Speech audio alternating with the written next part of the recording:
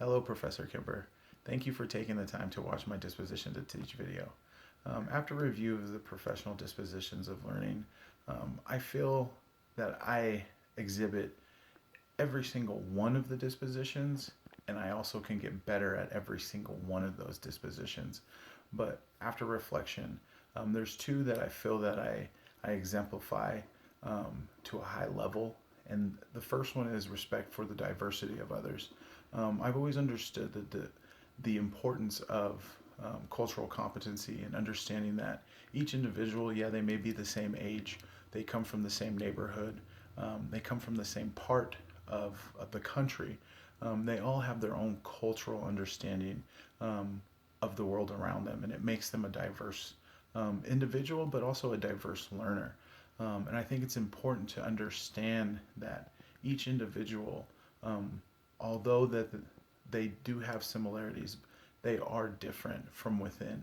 And I think that's important to help educators, help myself know the individual learners, especially students with um, individual education plans, knowing their learning styles, but also knowing their background and understanding who they are will help me become a more effective educator. The second is advocacy.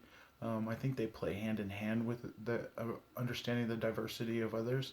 Um, and what that looks like to me is taking the time to get to know each and every student, not only on my caseload, but in the camp on the campus. I think it's important to understand the entire community as individuals, know who they are outside of class, know what their interests are, know what their triggers are, know who they are, where they come from, and that helps me a lot by um, just building that relationship. And students, they respect me as a teacher, but they also know that they can come to me as a friend outside of school, knowing that I have their best interests in mind, and knowing that I'm going to give them a straightforward answer that's going to benefit their life.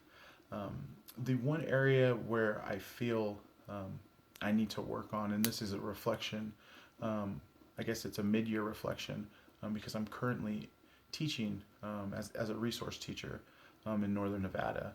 But the one disposition that I feel I can work on a little more and grow on for the second semester and the years to come is going to be the reflection process. Um, I'm learning what that looks like as far as an educator. I'm learning opportunities to reflect on whether it is, the steps that I've taken to build relationships with students, reflection on lesson plans, and just knowing that every day there's a reflection um, that can be conducted in order to make myself a more effective teacher um, and educator. Um, so, what does a professional educator look like, and how do they behave?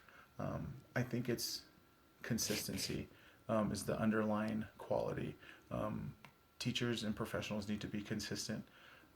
They need to uphold expectations.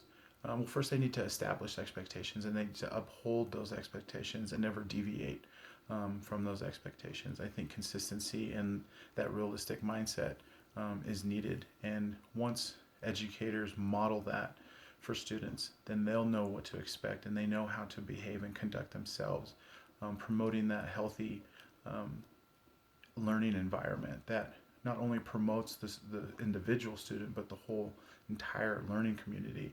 And I think when you look at the INTAS standards, they give a layout of what a professional should think about and how they should act. And that's learning the learners. It's, um, you know, modifying and adapting the content to the learners, being an active um, contributor in the professional learning community, and also um, understanding that at the end of the day, it's about the student. So thank you for watching this video, and I have enjoyed this class, and once again, thank you.